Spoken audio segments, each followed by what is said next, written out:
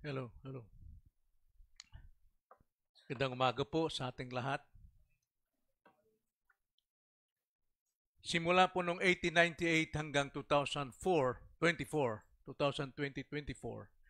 mayroon na pong 126 years ang lumipas nang makamit ng bansang Pilipinas ang kalayaan. June 12 po ang celebration po ng ating pong kalayaan, Pilipinas. At ang ating pong bansa ay napasa ilalim sa kamay po ng mga Espanyol sa kahigpitan, kalupitan ng Espanyol. Kaya nagbuwis po ang ating mga bayani ng kanilang panahon, ng kanilang dugo at pawis upang magkaroon ng kalayaan, at nangyari nga ito noong 1898. Ang kalayaang hangad ay upang magkaroon tayo ng sarili nating wika, magkaroon tayo ng sariling watawat, at magkaroon tayo ng sariling national anthem. Sa ganito ring paraan, mga kapatid, ang ating pong mga apostolic fathers, ang mga councils ng mga Kristiyano ay bumuo po ng sistema ng doktrina 1689, at ito po ay naganap sa loob ng 1,364 years upang din tayo ay magkaroon ng ating tamang pananampalataya, magkaroon tayo ng tamang pamumuhay, tamang doktrina, tamang pagkakilala sa ating Panginoon, at makalaya tayo sa mga maling doktrina at sa mga bulaang mga ngaral na naghahari noon hanggang sa ating panahon ngayon. Kaya ang 1689 po ay naglalaman ng 32 doctrines o 32 leksyon na dapat nating panghawakan at pangawakan, sapagkat ito po ay malinaw na pagtuturo. Mula po hinango ito sa buong Biblia sa isang sistematikong paraan. Ibig sabihin ng sistematiko, mula Genesis hanggang Revelation, binuo po ng ating mga kapatid sa nauna sa loob po ng 1,364 years. At ang 1689 ay napaka biyaya para sa atin. Bagamat hindi ito Biblia, ngunit lahat po ng nilalaman nito ay nagmumula sa Biblia. Sa ating pong pagpapatuloy sa pag-aaral ng ating series 1689, tayo muna ay manalangin. Panginoon, nagpapasalamat kami sapagkat mayroon kayong mga tao na mga ginamit sa mga panahong nagdaan. Libong taon na ang nagdaan upang maitaguyod ang tamang aral na inyo pong inilahad sa banal na kasulatan upang makilala ka namin at malaman namin kung ano pong dapat namin gagawin sa buhay na ito. Salamat po, Panginoon, na patuloy namin itong nararanasan, at ito ay aming nahahawakan, napangahawakan at naipamumuhay hanggang ngayon bilang inyong mga tao. Pagpalain po ninyo ang aming pong pag-aaral ng inyong pong salita, batay po sa 1689. Itong aming dalangin sa pangalan ng Panginoong Yesus. Amen. So ang 1689 po, binuo po ito ng mga nauna nating mga ama sa pananampalataya, at sila'y bumuhis ng panahon, 1,364 years, at maging buhay nila, libo-libo pong mga Kristiyano ang tunggali upang may buo po ang doktrinang ito. Kaya hindi na po natin kailangan maghanap pa ng doktrina para sabihin tayo ay Kristiyano. Dahil kung mayroon pong taong susubok na gagawa pa ngayon sa ating panahon ng doktrina, siya po ay 100% magkakamali lamang. Kaya dapat ito po ang ating kasaysayan na dapat nating sundin at sundan. So sa 1689 po, ating pong tinalakay, una, ang nilalaman po nito ay ang tungkol sa banal na kasulatan. Inuna po nilang banal na kasulatan sapagkat hindi tayo magkakaroon ng tamang kaunawaan tungkol sa Diyos, tungkol sa kanyang plano, tungkol sa kanyang gawa, hanggat hindi natin naunawaan ng banal na kasulatan. So yun po yung unang-una. Binuo ang banal na kasulatan upang tayo po ay lumago sa ating pananampalataya. At ikalawa, tinuro naman dito ang doktrina po ng Diyos at ang Trinidad upang makilala natin at tanging salita, banal na kasulatan lamang ang makapagpapaliwanag na sa atin nitong tungkol sa Diyos at sa kanyang kalooban o sa kanyang pagka-Trinidad. At pangatlo, nilikha po niya, tinakda niya ang lahat ng mga bagay, tinakda ng Diyos ayon sa salita ng Panginoon, lahat ng mga bagay na mangyayari bago pa lamang likhain ang mundo. Kaya pang-apat po ay ang paglikha ng Diyos. Kaya sunod-sunod po ito. Paglikha ng Diyos sa lahat ng bagay. At lahat ng bagay na nilikha ng Diyos, mayroon pong layunin. Lahat po ng makikita natin ay mayroong layunin, may kanyang-kanyang gawain. At ito po ay mangyari sa pamagitan ng pang-apat na doktrina, walang iba kundi ang probidensya ng Diyos. Sapagkat sa lahat ng nilikha ng Panginoon, ang probidensya ng Diyos ang namamahala, nagpapakilos at nagsasagawa ng layunin o itinakda ng Panginoon before the foundation. Kaya nga, ito po ay napakalaga nating pag-aralan. Ngayon ay nasa probidensya tayo ng Diyos. At nalaman natin nakaraan ano bang kahulugan ng probidensya ng Diyos. Nakita natin ito ay mula rin sa Diyos. At pinangangasiwaan ng Diyos ang lahat ng bagay. Nakita natin to sa paragraph chapter 1 at sa paragraph 1 sa ating lesson 5 sa Providence of God at sa section 1 to 5 na ang Diyos po ang siyang kumikilos, gumagawa sa lahat ng bagay upang mangyari ang kanyang itinakda na mangyayari. So ang probidensya, ang katuparan ng lahat ng plano ng ating Panginoon. So yun ang kahulugan ng probidensya. Ikalawa, nakita din natin ang kapangyarihan ng probidensya. Pag sinabi pong kapangyarihan ng probidensya, wala pong pangyayari, walang bagay na nagkataon. Lahat po ay sumasang-ayon sa itinakda ng Panginoon na pinamamalaan po ng kanyang probidensya. Kaya nasasangkot dito yung tinatawag na first cause and second cause.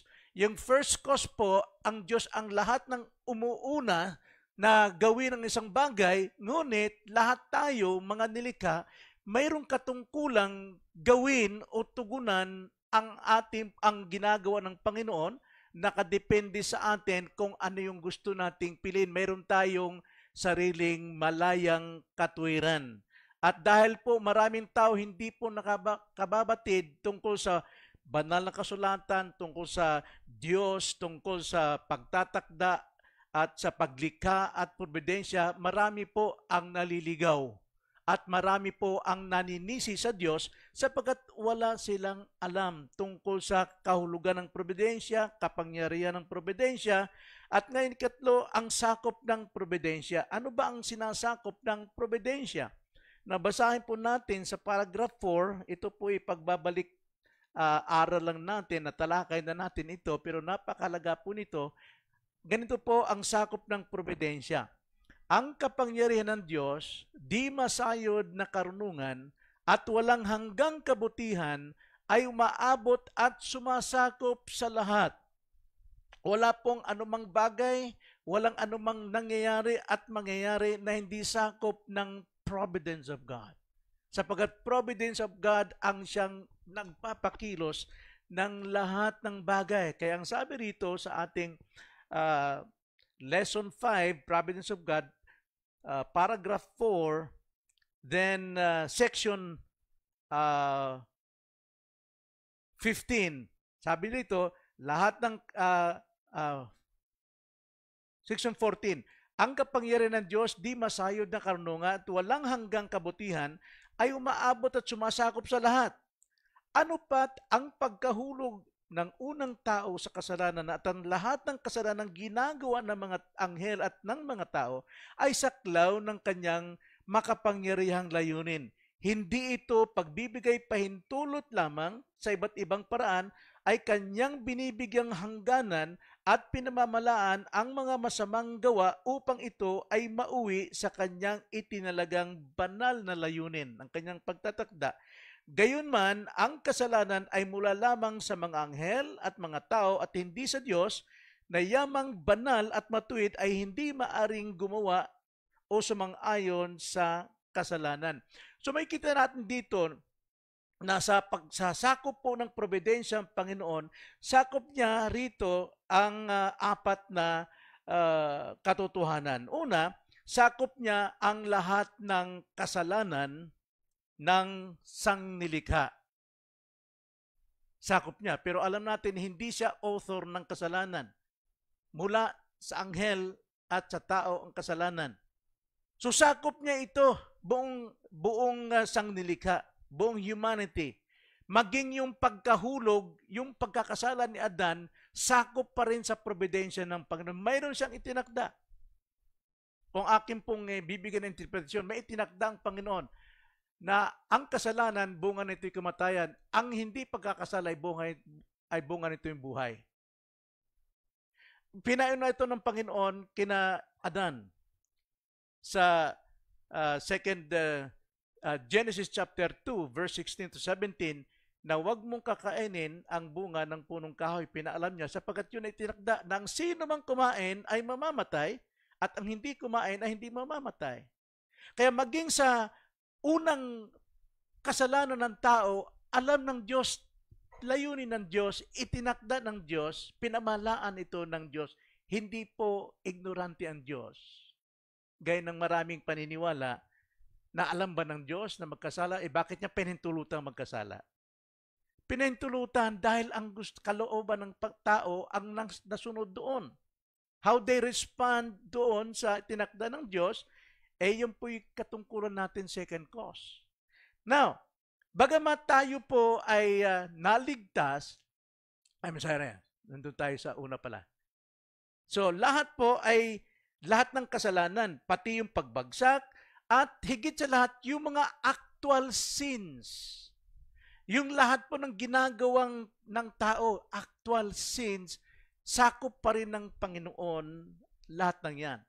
Kapag gumawa ka ng kasalanan, ano ang magiging dulo nun? Mayroong kapamakan. Pag hindi mo ginawa ang kasalanan, mayroon kang kaligtasan sa kapamakan. Di ba? Right? Tinakda na ng Diyos yung dulo nito. Yung pagsuway mo at pagsunod mo, nakatakda na ang lahat. Kaya as Christian, hindi tayo dapat nagkakasala palagi. Hindi tayo nagkakasala palagi. Bagamat, mayroong instances na nagkakasala ka na hindi mo talaga sinasadya. Iba yung talagang sadya ang pagkakasala sapagkat yan ay isang kasalanan paglabag sa Diyos. So, bagamat tayo po ay ganoon, mga kapatid, pero ang Diyos pa rin ang may kontrol ng lahat ng kasalanan. Lahat ng ating panlalait, lahat ng ating pagsisinungaling, lahat ng ating sama ng loob sa ating kapwa, that's your responsibility. Di ba? Hindi dahil galit ka sa tao, tatanim mo rito, nasa iyon. Pero tanda natin, hindi po tutugunin ng Panginoon ang panalangin mo kung mayroon kang tinatagong kasalanan. Yun po yung consequence. Kaya nga, wala pong natatago sa marami. Ngayon, ikalawa, mga kapatid, na nasasakop nito, hindi lamang yung sin of humanity, pati yung kasalanan ng hinirang, no mga naligtas na. No? Yung kasalanan ng mga chosen people. Na bagamat tayo po ay naligtas sa sumpa ng kasalanan, which is hell, pero hindi pa tayo naliligtas sa power of sin, which is the present sin. Nakikipagtunggali tayo upang tayo po'y makalaya sa presence of sin pagdating dun sa langit na. Okay? So wala tayo, ngayon bagamat Kristiyano ay wala na tayo sa sumpa ng impyerno, pero nandito pa rin tayo sa kapangyarihan ng kasalanan. Nagkakasala pa rin tayo. Bakit po? Ayon sa doktrina natin, mayroon tayong remaining sins. Na, tingnan natin ang remaining sins. Romans chapter 7. Ganito po ang pagkakasabi. Marami pong nagtuturo ngayon na hindi na raw natin kailangan ang law. Sapagkat ang law, ang kautusan, hindi itong nagliligtas sa atin. 100% right. Hindi po ang kautusan ang nagpaligtas sa atin o nagligtas sa atin. It is by God's grace alone. Right? Pero bakit kailangan natin ang kautusan ng Diyos? Ito yung testimony ni Paul. Alam niyo ba si Paul, nung siya po'y maligtas, naging malaya siya. Lahat tayo malaya. Hindi siya nag-iisip ng kautusan, ng batas, tulad ng paniniwalang ng ibang Kristiyano ngayon, maging sa mga nagsasabing mga reform, mayroon pong tumatayo, we don't need the law of God, sabi nila. Pero ito, pakinggan nyo ito. Ang sabi sa Romans 7, verse 6, ganito ang sabi ni Pablo. Christian na si Pablo dito, ha? As siyang apostle. Pero one time, namuhay siya as free man sa kanyang sarili. Ang sabi sa verse 6, ngunit ngayon, pinakawala na tayo mula sa kautusan. Right? Sapagkat before, ang mga Hudyo, nagsisikap silang sundin ang kautusan para sila maligtas. Pero they failed. Ang kautusan, nagtuturo ito kay Christ. Believing Christ. Kaya, ang sino mang naniniwala kay Kristo sa kaligtasan sa pamagitan ng pananampalataya, ligtas na tayo sa kautusan. Anong sinasabi ng kautusan? Gawin mo ito para maligtas ka. No. Ligtas na tayo dyan. Free na tayo dyan dahil tayo po'y naligtas sa pamagitan ng pananampalataya kay Kristo. Pero hindi na ang hulugan, hindi natin kailangan ng kautusan. Verse 6. Ngunit ngayon, pinakawalan na tayo mula sa kautusan. Namatay tayo sa kung ano ang dating humahawak sa atin. Yun eh. Patay na tayo doon. Ito ay upang makapaglingkod tayo sa panibagong espiritu at hindi sa kalumaan ng sulat. So we are free now sa espiritu na makapaglingkod sa Diyos. Hindi na tayo makapaglilingkod sa pamagitan ng pagsunod 100% sa kautusan. Sinunod ni Kristo yon. 7. Kaya ano ang sasabihin natin? Ang kautusan ba mismo ay kasalanan? Wag nawa itong mangyari. Gayunpaman, hindi ko sana malalaman ang kasalanan kung hindi dahil sa kautusan. See, we need the law even though we are Christian already sapagkat kung mamumuhay tayo as free, na wala tayong sinusunod na kasulatan, banal na kasulatan, hindi natin malalaman na tayo nagkakasala pa rin. Hindi ko sana malalaman ang kasalanan kung hindi dahil sa kautusan. Sapagkat hindi ko sana malalaman ang tungkol sa kasakiman kung hindi sinabi ng kautusan na huwag kang maging sakim. Naunawaan niyo mga kapatid, gusto mo linawin to. Tayo po'y ligtas na sa kautusan sa paraan ng pagliligtas o kaligtasan natin. Pero hindi tayo ligtas sa kautusan pagdating sa ating pamumuhay. Right? Ang kautusan di makapagliligtas, pero ang kautusan maghahayag ng ating kasalanan as Christian. Kasi meron pa tayong remaining sin. Ang sabi rito, verse 8, ngunit kinuha ng kasalanan ang pagkakataon sa pamagitan ng kautusan at nagdala sa akin ng bawat masamang pagnanasa. Sapagkat kung walang kautusan, patay ang kasalanan. Hindi buhay. Ibig sabihin, bahala ka ng gawin mo. Maraming ganun eh. Hindi sila sakop sa kautusan ng Diyos, kaya ginagawa nila pumatay, mang-rape, wala silang takot. Pero once na binuksan sila ng Diyos tungkol sa banal na kautusan sa kanilang puso, mayroon na itong guilt, conviction. Sapagkat ang kautusan ay banal. Salita ito ng Diyos. 9, sabi ni Paul, minsan, ako'y nabuhay na wala ang kautusan. See, nakita nyo? Namuhay siya na walang kautusan. Free siya. Ngunit, nang dumating ang kautusan, hindi pwedeng mahiwalay talagang kautusan sa buhay ng Kristiyano. Muling nabuhay ang kasalanan at namatay ako. Yung kanyang remaining sin, nabuhay. Mayroon pa pala akong kasalanan sa loob. Nalalaman ko, nagsisinungaling ko, nag-iimbot pala ako. Kaya sabi sa verse 10, Ang kautusan na magdadala sana ng buhay ay naging kamatayan para sa akin. Sapagkat kinuha ng kasalanan ang pagkakataon sa pamagitan ng kautusan at nalinlang ako. Biro mo, yung sa kanyang kalayaan, nalinlang siya. Sa pamagitan ng kautusan, pinatay ako ng kasalanan. Kaya banal ang kautusan at ang utos ay banal, matuwid at mabuti. Sapagkat wala pong banal na hindi mag-uudyok sa iyo kung ano yung masama at mabuti. Tanging kasinungalingan lamang ang magsasabi sa iyo, hindi masama yung ginagawa mo, mabuti yan, kikita ka, yayaman ka dyan. Pero ang kautusan magsabi, mali yan, paghahangad yan, pag-iimbot yan. 13, kaya ang mabuti nga ba ang naging kamatayan sa akin? Huwag nawa itong mangyari. Tumuloy tayo sa verse 17. Ganito ang sabi ni Paul, ngunit ngayon, hindi na ako ang gumagawa nito. Verse 16 muna. Ngunit kung ginagawa kong ayaw kong gawin, sumasangayaan ako sa kautusan na ang kautusan ay mabuti. Ngunit ngayon, hindi na akong gumagawa nito, kundi ang kasalanang nananatili sa akin. Sabi sa Bisaya, ang sala nga nagalublob kanako. No? Para bang nakalublob siya na parang kalabaw sa kanyang lubluban. Yun yung kasalanan na sa puso natin. Kaya ingat tayo. Sapagkat pag oras na ginagawa natin ang udyok ng lublob, hindi ikaw na Kristiyano ang gumagawa, kundi yung kasalanan na sa iyo. Ipapahama ka niyan. Sapagkat alam ko, verse 18, na sa aking laman, ay walang nananahang mabuti. Sapagkat ang kagustuhan para sa mabuti ay nasa akin, ngunit hindi ko ito magagawa. Sabi ni Pablo, sapagkat nalalaman niyang sa kanyang laman ay walang mabuti.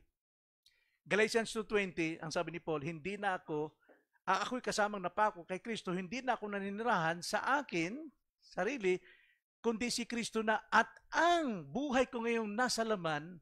Anong gagawin ni Pablo para maging banal? Ipamumuhay niya sa pananampalataya. By obeying Christ daily. Kaya sabi siya, sapagkat alam ko na sa aking laman ay walang nanatiling mabuti, sapagkat ang kagustuhan para sa mabuti ay nasa akin, ngunit hindi ko ito ginagawa. Verse 19, sapagkat ang mabuti na nais ko ay hindi ko ginagawa, ngunit ang masama na ayaw ko ang ginagawa ko. Ngayon, kung ginagawa ko ang ayaw kong gawin, kung gayon hindi na ako ang gumagawa nito, kundi ang kasalanang namumuhay sa akin. Mayroon pang namumuhay rito. Kaya kung atin pong sasabihin, hindi natin kailangan ang kautusan, malaya tayo, hindi mo alam na ang udyok ng kasalanan ang siyang ginagawa mo. Kaya mapupunta ka sa kapahamakan. Kaya kailangan natin ang kautusan. Ngayon, bakit po natin kailangan ng kautusan? Sang-ayon po sa paragraph 5, ating basahin, ang Diyos na pinakamabuti sa lahat, matuwid at mapagbiyaya, ay may pagkakataon na pinapahintulutan ng kanyang mga anak na mahulog sa iba't ibang uri ng tukso upang maranasan ang pagkamakasalanan ng kanilang mga puso. Bakit po pinahintulot ng Panginoon? Ayon sa kanyang providensya, upang malaman natin, huwag tayong magyabang na hindi tayo nagkakasala. Mahina ka pa rin. Ang sabi diyan, ang sabi dito sa ating 1689, upang, saan ba ito? Ang Diyos sa pinakamarunong sa lahat, matuwid at mapagbiyaya, ay may pagkakataon na pinahintulutan ng kanyang mga anak na mahulog sa iba't ibang uri ng tukso upang maranasan, number 1, upang maranasan ang pagkamakasalanan ng kanilang sariling puso. Wala pang perpekto. Ikalawa, ito ay bilang pagdisiplina sa kanila dahil sa ginawang kasalanan. O kaya, ay pagtuturo ng kababaang loob. Pangatlo, sa pagpapakita sa kanila ng natatagong kasamaan sa kanilang puso at daya na nanatili sa kanilang puso. Layunin din niya na kanilang makita ang lubos nilang pangangailangan sa Diyos sa lahat ng oras. Tutulong ito sa kanila na magbantay laban sa pagkakasala sa hinaharap Sa ganito at sa iba pang mga kaparaanan, ang kanyang matuwid at mga banal na layunin ay maisasagawa. So lahat po ng ginagawa ng Diyos sa providensya upang tayo ibaba, at ang tanging makapagbibigay sa atin ng kababaan, matuto tayo maging mapakubaba, kundi ang malaman natin ang salita ng Diyos. Tulad kanina, sa devotion, kulang kalalakihan. Ayaw nilang malaman kung ano yung kasamaan sa kanilang puso. Hindi sila makakalaya. Hanggat nilalayo natin ang ating sarili sa salita ng Diyos na nagsasabi sa atin ng katotohanan kung sino tayo at ano tayo, mga kapatid, binabaliwalan natin ang biyaya ng Diyos, nagre-rebuild tayo sa Kanya at nananatili tayo sa ating pagkamakasalanan. Kaya sa tuwing wala po tayo sa pangangaral, pinapalagay natin magaling na tayo, mahusay na tayo, kaya kong buhayan ang sarili ko na hindi ako hatulan ng Diyos. Kasi ang katwiran ng tao, ano ako wala akong guilty. Tanda natin, Jeremiah 17:9, ang puso, ang pinakamandaray at pinakamasama, sinungaling. Right? Yan ang remaining sin. Kaya, dapat lagi tayo nasa pag-aaral ng salita ng Diyos. Whether preaching, teaching, devotions, whatever, kailangan natin ng salita ng Panginoon. At bakit? Dahil matuwid ang layunin ng Diyos sa atin. Binababa tayo. Sa mga hinirang, sa atin mga hinirang, nakadecree na po lahat po ng buhay natin. Kaya sa ating panahon ngayon, ikaw ay lumalakad at nag-fulfill kung anong sinusunod mong decree sa buhay mo. Kung lumalakad ka sa pait, sa galit, sa puot, pagre-rebelde, nakatakda na yung dulo mo. Kaya kung lumalakad tayo as repentant sinner, every time na nagka-feel tayo, nag-guilt tayo, 1 John 1:9 kaagad, confess your sin, di nakatakda rin ang patutunguhan mo. Nakuha ba natin mga kapatid? Hindi ba't ito'y napakabiyaya? Dapat tayong magpunyagi sa Diyos dahil ito yung paraan para wag tayong magkasala lagi. Providence of God. Wala pong aksidente. Paano naman yung kasamaan ng mga tao na sa kapaligiran natin? Nabasahin natin ang paragraph 6. Ang sabi po sa paragraph 6, ang Diyos na matuwid na hukom ay may ibang pakikitungo sa mga masama at di makadiyos na tao. Ginagantihan niya sila ng pagkabulag at katigasan ng puso dahil sa kanilang kasalanan. Hindi niya ipinagkakaloob sa kanila ang biyaya na maaring magbigay liwanag sa kanilang isip at gumawa sa kanilang puso. At may pagkakataon din na kanyang binabawi ang kaloob na ibinigay sa kanila. Gayun din, inilalagay sila ng Diyos sa isang kalagayan na pumupukaw sa kanilang puso na magkasala. Temptation. Sa makatwid, bagay, kanyang iniiwan sila sa kanilang sariling kabulukan. Kaya sila nagkakasala ng sadyaan, pumapatay ng rape dahil iniwan, walang biyaya sa kanilang Diyos. Dahil kapag isang tao binitawan ng Panginoon ng biyaya, ipamumuhay yung kanyang pagkahalimaw na makasalanan.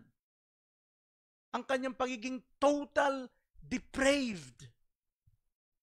Halimaw siya. Ngayon kapag inalis ng Diyos yun, gagawin niya ano mang gusto niyang gawin. Halimaw siya. Sa makatwid bagay, kanyang iniiwan sila sa kanilang sariling kabulukan sa mga tukso sa sanlibutan at sa kapangyarihan ni Satanas. na nagbubunga ng kanilang pagmamatigas sa pamamagitan ng paggamit ng mga mismong kasangkapan na ginagamit ng Diyos para sa pagpapalambot ng mga puso ng mga iba. See? Ano ba yung pampalambot ng puso ng Diyos sa kanyang mga tao? Natural salita ng Panginoon. Sila naman laging tinitwist nila o nagre-rebelde sila sa salita ng Panginoon. Kaya lalo pang tumitigas ang puso nila. Now, Christian, panatilihin ba yung ganong ugali sa iyo na ilalayo mo yung sarili mo sa salita ng Panginoon?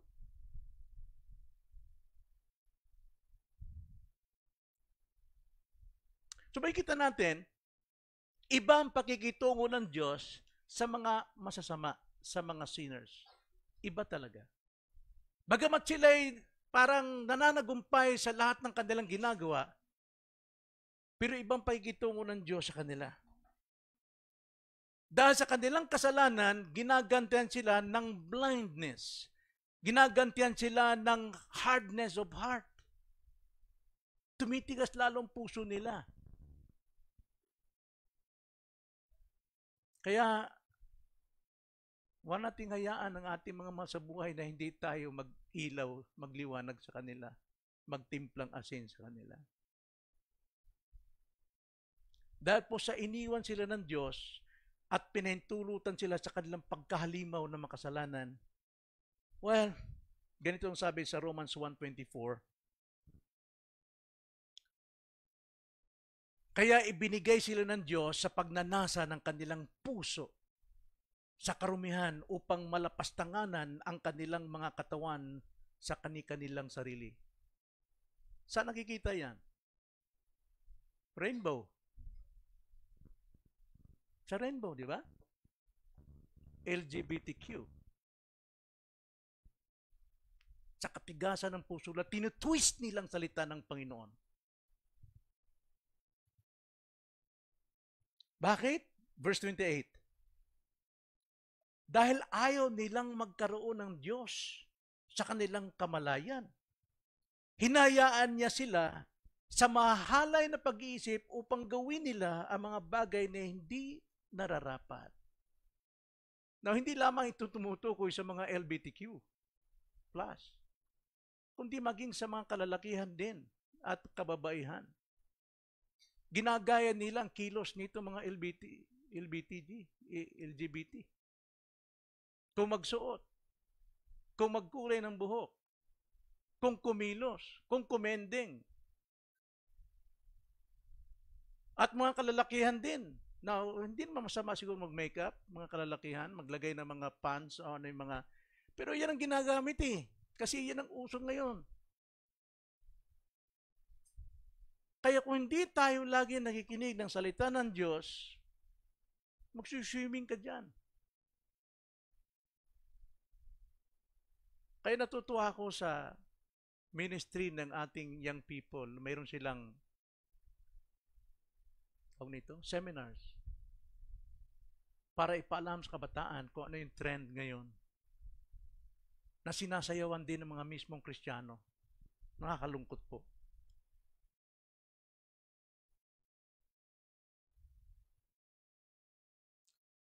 Marami pong gumagawa ngayon. Pero hindi nila alam, iniwan sila ng Diyos, ng kanyang biyaya.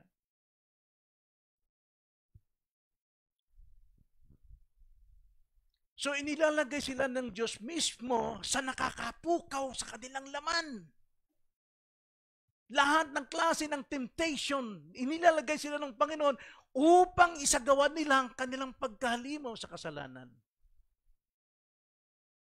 Ngayon, kung i-judge sila ng Panginoon, is God righteous? Yes. Sapagkat ang likas ng tao ay halimaw sa kasalanan. Lahat ng tao patungo sa impyerno. Pero salamat sa Panginoon sapagkat kanyang ibinigay ang kanyang biyaya sa ilan. Pero kung ang taong binigyan niya ng biyaya at iniwan niya ng kanyang biyaya, saan siya patutungo? Sa natural niyang buhay patungong impyerno. Kaya nga, ang sino mang nagre-rebelde sa salita ng Panginoon, righteous ang Diyos sapagkat hahatulan siya ayon sa kanyang katigasan ng puso. Hindi po unrighteous ang God. Righteous po siya.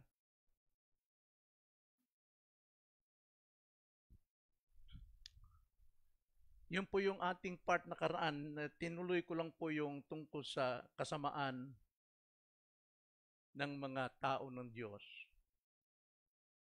Ngayon tumuloy po tayo sa providensya ng Diyos na may kaugnayan sa kanyang sa kanyang decree. Paragraph 5 sa huli. Pinakahuli-huli po ng paragraph 5 tungkol po sa kanya pong providensya at itinakda. Ang sabi po, kaya nga, ang lahat ng nangyayari sa kanyang mga hinirang ay sa pamamagitan ng kanyang pagtatakda sa kanyang ikaluwalhati at sa kanilang ikabubuti. Remember that? Anong text po ang maaaring makapag-support yan na pinagkunan ng ating mga kapatid sa una? Romans 8:28. Yes. And we know, Christians should know, we must know that God in everything works for good.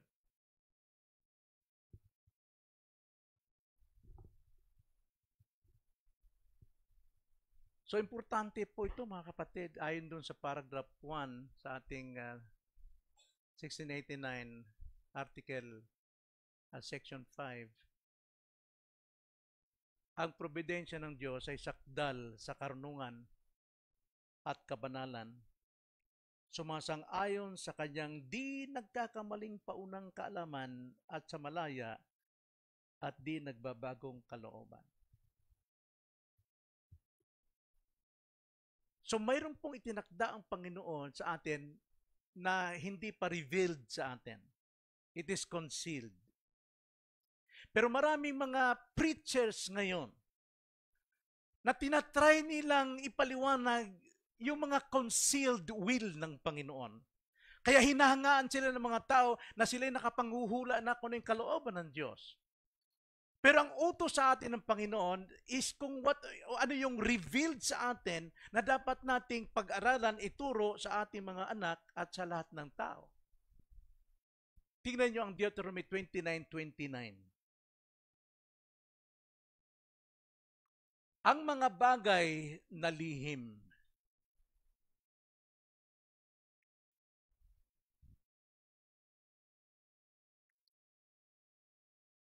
ay para sa Panginoon nating Diyos. Ngunit ang mga bagay na hayag ay para sa atin at sa ating mga anak magpakailanman upang ating magawa ang lahat ng mga salita ng kautusan. See? Bakit may preaching, may teaching upang maisagawa natin? At ang pagsagawa natin, tayo mismo nagpe-perform ng fulfillment what is decreed sa ating buhay. Kapag tayo lumikos kaliwa, na-fulfill natin yung kasamaan. Kung sa kanan naman, na-fulfill natin yung kalooban ng Diyos. Kaya huwag natin itry, sa ibang mga ngaral ngayon, na sinusubok, hinahanap nilang pilit yung mga concealed will ng Panginoon. Nanghuhula sila para sila'y maging sikat. Pero hindi yan ang utos ng Panginoon. Ang sabi po sa ating text, Deuteronomy 29:29, the secret things belongs to the Lord our God, but the things revealed belong to us and to our sons forever, that we may observe all the words of this law, upang masunod natin. Na alam natin, yung pagsunod natin, dapat i-base natin sa providensya ng Panginoon. Nang sa ganon, hindi tayo magkamali sa ating choice. Hindi tayo magkasala. Kaya napakalaga po palagi ang nasa salita ng Panginoon. Sapagkat ang salita ng Panginoon laging nagtuturo sa atin in advance. Ngayon pa lamang, tinuturuan tayong kumilala sa ating daan. Alam na natin yung tama, alam natin yung mali. Pero kadalasan, dahil sa ating remaining sin, sinusunod natin yung mali, na alam nating may nakatakda kung ano ron. Kagandahan lang sa Diyos, sa tuwing tayo po'y nagkakamali, mayroon pong boundary ang Panginoon. Bang! Nababangga tayo ron eh. Ibabangga tayo ng Panginoon, babalik ulit tayo sa dati. Lilis na naman, bang! Bangga na naman. Yan ang kagandahan po ng ating Panginoon. Proverbs 24:16, ganito ang pagkakasabi,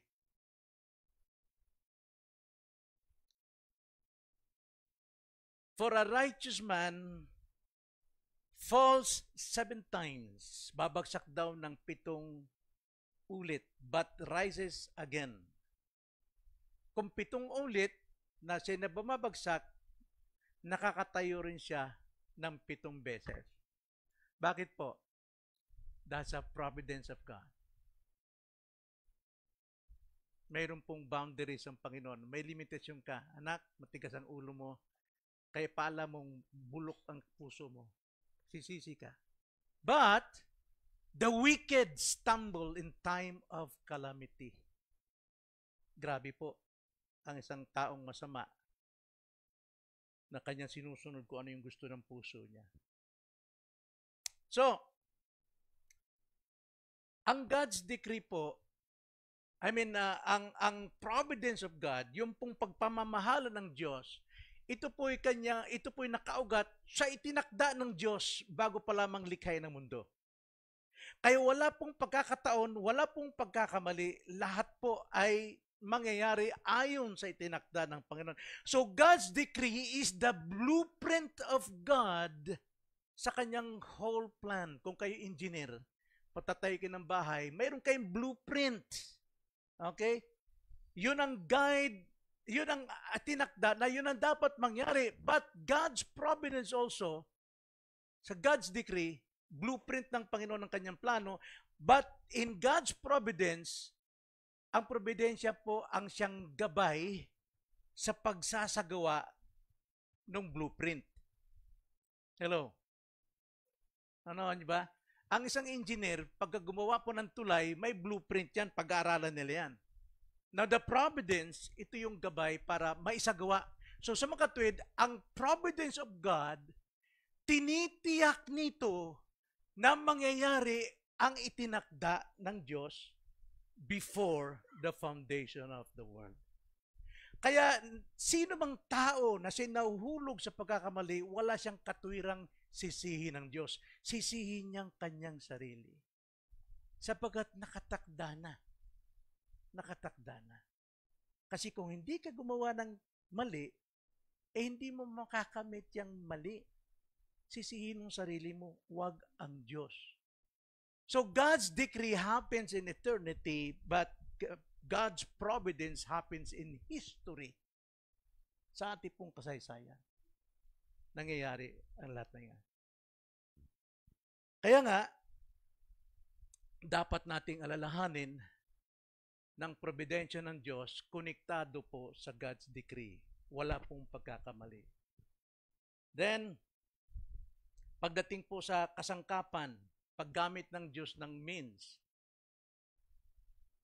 hindi po gagawa ang Diyos ng bagay na para tayo ipapahamak lamang, kundi gumagamit siya ng kasangkapan upang magamit natin na mabago. Hindi yung itinakda, kundi mabago yung resulta ng ating pagsagawa. Kagandahan po niyan. So ang God, ang first cause, tayo naman as second cause, ay magbibigay bahagi sa ibinigay ng Panginoon. Kaya lahat may isa sa katuparan ng walang nahuhulog na pagkakataon o ng walang providensya. Sapagat ang Diyos ang nag-uudyok sa atin, tayo naman ang may katungkulan ng gawin ito, kaya anuman ang nangyari, kaliwa man o kanan, walang nagkataon o walang nahulog na pagkakataon. Lahat yan ay nasa providensya ng Diyos. Kaya mali po yung sinasabi nitong mga guro na ang tao ay namumuhay sa fatalism. Fatalism, ano yung fatalism?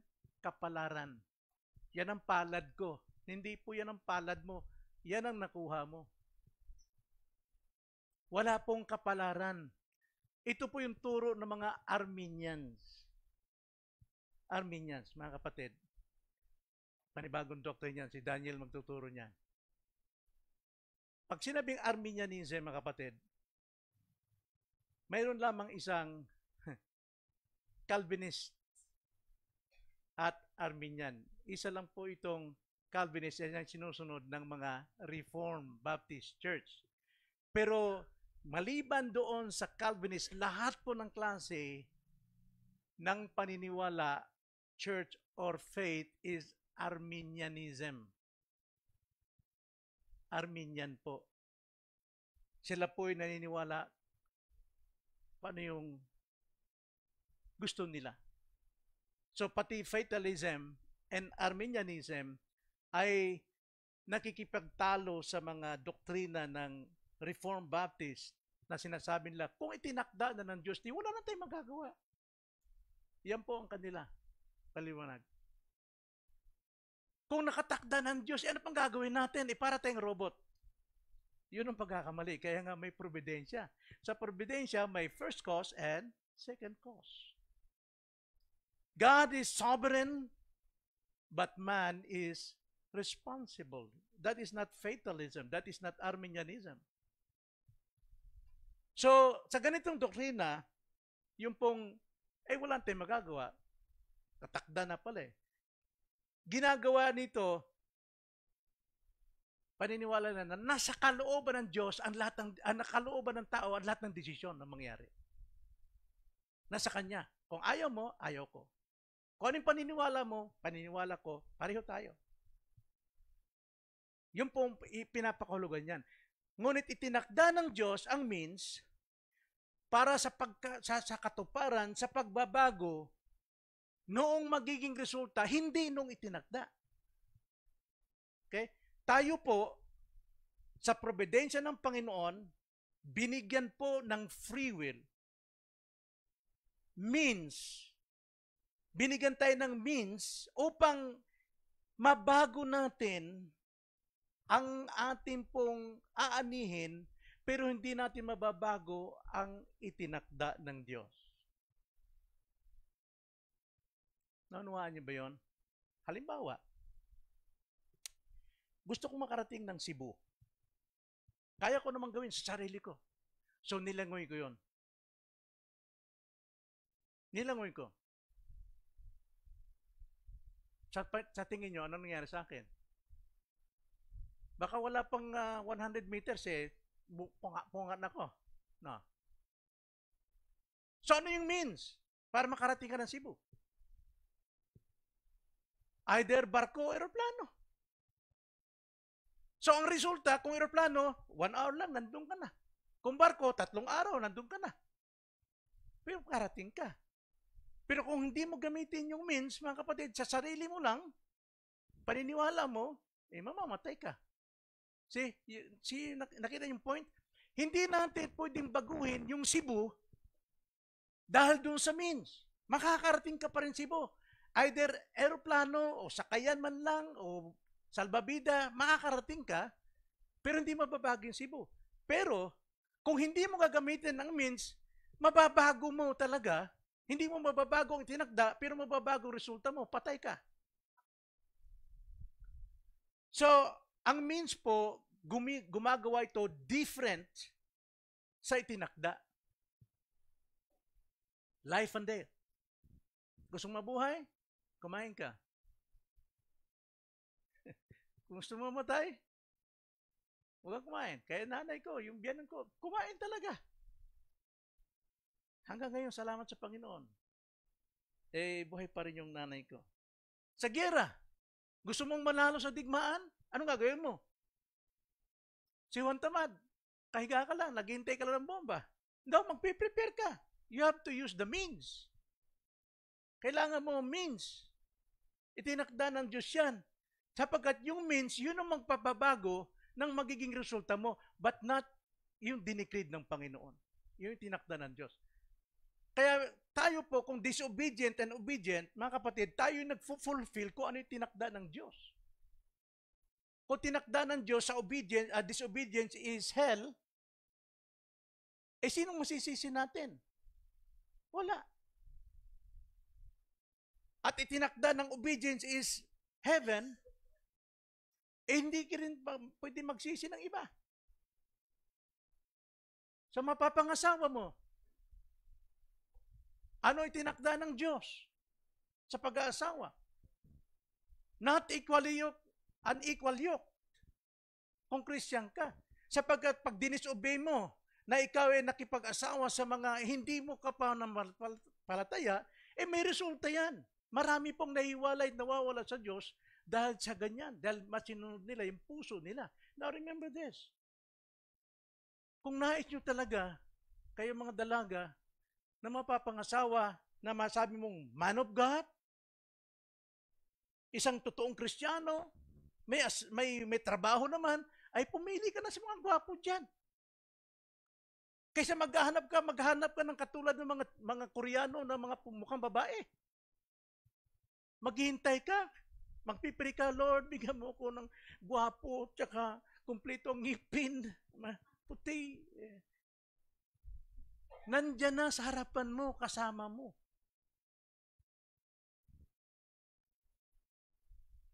So, ang means, pagdating sa salvation, kung hindi ka magsishare sa iyong mga anak, hindi ka makakaasa, maliligtas sila.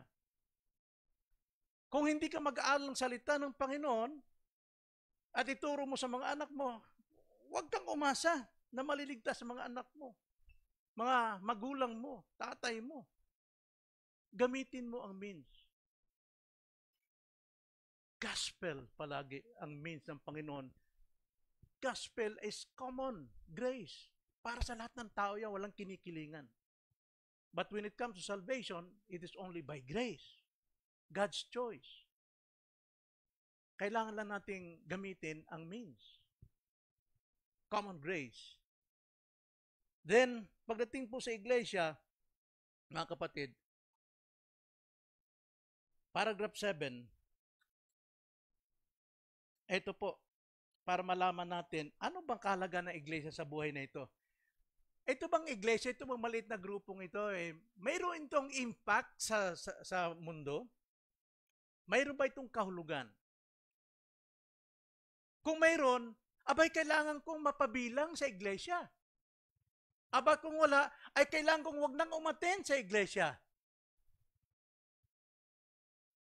Pero take note dito, sa last paragraph ng lesson 5, kung gaano kahalaga ang iglesia. Ang sabi, ang pagkabuuang probidensya ng Diyos, kabuuan. Ha? Oh, the summary. The summary of the providence of mali yung dapat o yung isa di ba? Pagkabuo ang dapat o. Ang buang probidensya ng Diyos ay sumasaklaw sa lahat ng nilikha.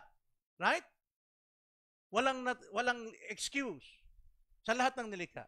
Ngunit ang namumukod tanging paraang ito ay ginagawa sa pag-iingat ng kanyang iglesia. Nakita nyo, the whole providence of God, bagamat ito'y umiepekto sa lahat ng tao, pero ang espesyal na kalinga nito nasa iglesia niya, sa kanyang mga tao, sa kanyang mga niligtas. Ang lahat ng bagay ay pinamamalaan para sa ikabubuti ng iglesia. Now, gusto kong linawin natin ito. Makikita natin ang pangkalahatang probidensya ng Diyos ay nasa iglesia. Bagamat sakop ang marami, lahat. Ang kanyang mga tao. Iglesia means mga tao ng Diyos na nagkakatipon. Sa iglesia, naiingatan ang pamumuhay, lakad, daan ng bawat miyembro. Sabi nga sa Timothy chapter 3 that the church is the pillar and ground. No? The pillar, haligi, and foundation of all truth. Ang iglesia.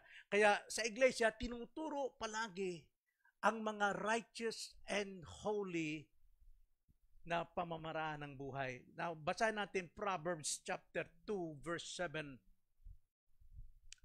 hanggang 8. Pinaglalaanan niya ng Diyos ang matuwid ng magaling. Yung matuwid means the righteous ones, the church of God. Pinaglalaanan niya ang matuwid ng magaling na karunungan. Siya'y kalasag sa mga lumalakad na may katapatan upang mabantayan niya ang mga landas ng katarungan at maingatan ang daan ng kanyang mga banal. He stores up sound wisdom for the upright.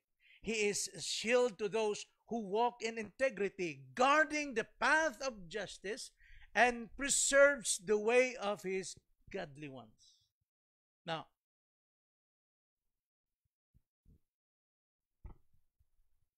ganyan po kaimportante sa Diyos ang kanyang mga tao, which is the church.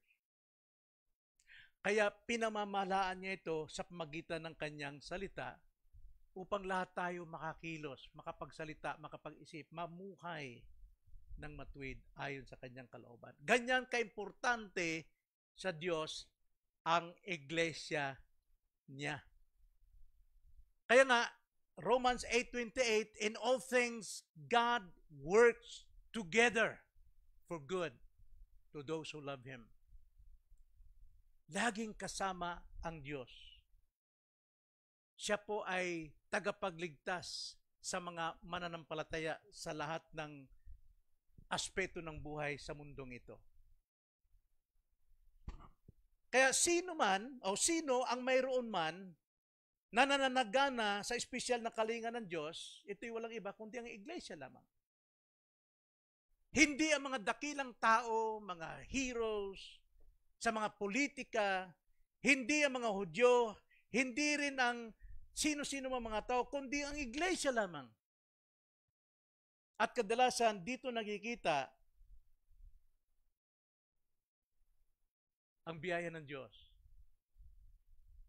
Kaya ito pong makapagbibigay sa atin ng comfort yung katotohanan ito. Bagamat saklaw ng Diyos ang lahat ng mga tao, pero ang kanyang espesyal na kalinga nasa iglesia. So, saan nakatingin o nakatutok palagi ang providensya ng Diyos? Doon ba sa Jerusalem na kinatatuyuan ng temple? Hindi.